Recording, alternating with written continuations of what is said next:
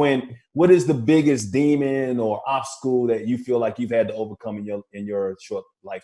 Because you're like 32, 33 years old right now. Yeah, I'm 30. Yeah, I'm 34. That's a good question. Don't be afraid, brother. Go on, say it. No, I don't. To be honest, I don't really have any deep poisons. I smoke. I smoke here and there. If you ain't got it, that's cool. If you ain't got no, you got no. That's good. That's cool. That's good. I guess it's my drive. When someone says I can't do something or they say no, I go and show them. I gotta go prove it. So, it just hurts my heart when I'm so passionate about the sport I play, football. When they could take it from you anytime they want to. Like, I think that's something that that's the biggest chip on my shoulder. And I'll probably be able to never play the game again. I'm pretty sure I've spoken to a whole bunch of legends.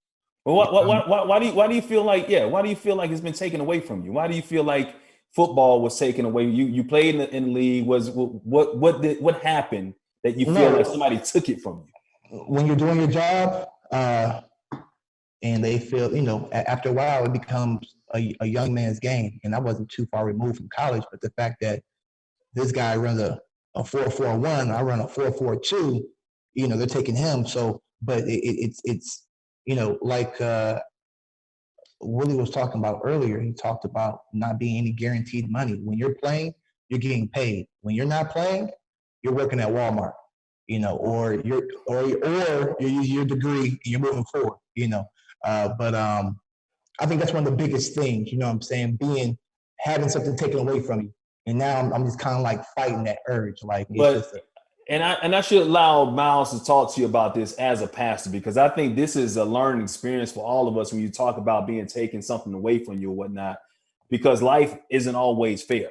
But sometimes I think, since we're talking about spirituality, God has other plans for you that might be a bigger blessing for yourself or somebody else. Now, I'm pretty sure you're a personal trainer now, right? So maybe there's a different path that God has you on. That's a bigger blessing. And Miles, maybe you can speak to that as well. Absolutely. Yeah, I mean, if you ever think about it as a movie, every movie you watch and every television show you watch, they create the villain and they want you to not like the villain. They create the good guy and the bad guy. It's evil and goodness, and it's the same thing in spiritual warfare.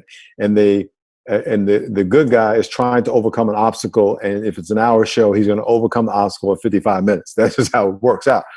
But you have to wait till the end of the movie. And what they want you to do is they want you to hate the villain and get in the story because you want this guy to win it. And throughout the movie, the villain's going to have a victory over the good guy. Then the good guy's going to have a victory. Then the villain's going to have a victory. And you have to wait till the end of the movie. Our lives are like that. They're a narrative. It's a story. And we have to wait till the end of the story. The end of the story is heaven if you choose Christ. And so your life is going to do this, and it's going to be ups and downs. But we can't judge what God is doing based on what's happening today. And is life fair? No, it's more than fair. I deserve to be in hell. Everything I got is better than if my house burned down today. I'd be like, God, thank you. I had it for that time I had it. And so we're so selfish that we think we deserve what someone else has. And God said, if I could show you your sin killed my son on the cross. So who are you to think I should give you a job?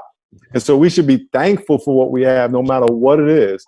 I'm thankful that my girlfriend in high school broke up with me. I'm so thankful I got this one. I'm so thankful that what I learned from being cut. The first time I got cut, I would have been with the Rams. They didn't go to the playoffs. I went straight to the Chargers, and we went to the playoffs. But I didn't know that the day I got cut. Looking back, thank God I got cut. Everything happens for a reason. It's and I like him, Mike. Yeah, yes, sir. Absolutely. I'm going to church down in San Diego. I know where I'm going to church.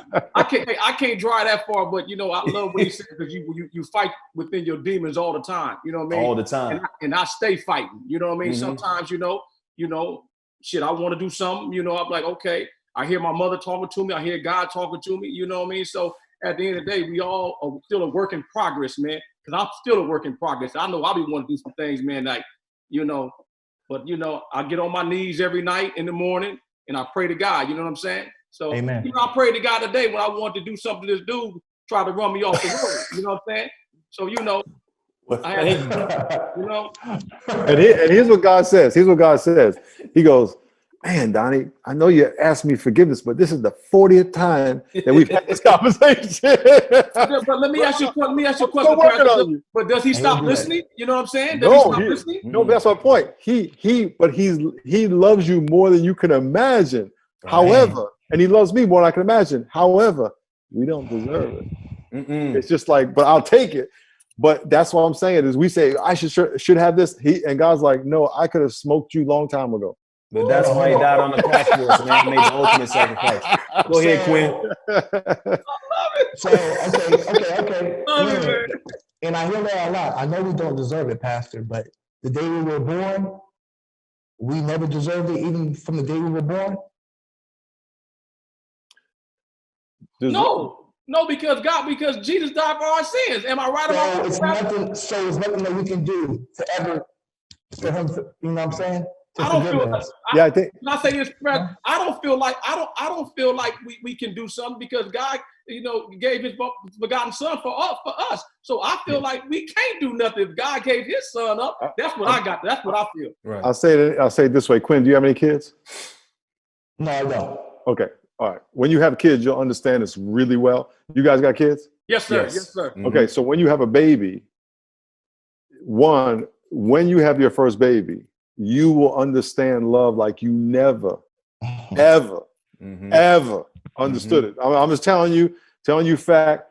The whatever kind of love you've ever felt in your life, it's like this. As soon as you have a baby, you're gonna go, oh snap. Right. And that baby has done nothing to deserve anything from you except poop, cry, and sleep. That's what we do. We poop, cry, and sleep.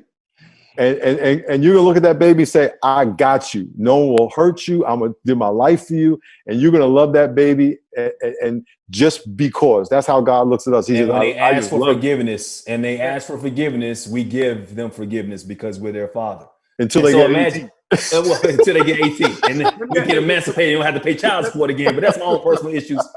But on top of that, so imagine. I cried like a baby. When I had my first child, I cried like a baby. You know what I'm saying? You cry for all of them, man. Tears. That's it. I mean, and there's nothing wrong. That's great. So imagine going a little bit further, talking about the ultimate sacrifice. Imagine you being God, you having your child and having your child sacrifice themselves for the sins of others.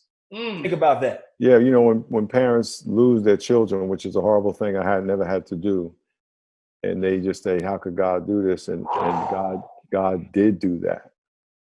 And he only had one. Significance that he only had one. He could have said, well, I got two more, so I could just give this one up, but it was the only one he had. And so, the love that God has for us, we can't imagine. That's why we shouldn't take advantage of it, because a lot of people say, well, God loves me, so I'm just going to do what I want. And he goes, man, that's not how it works. That's not how it works. That's not how it's supposed to work, I should say. So Quinn, to answer your question, he's done a lot for us already. So we owe him.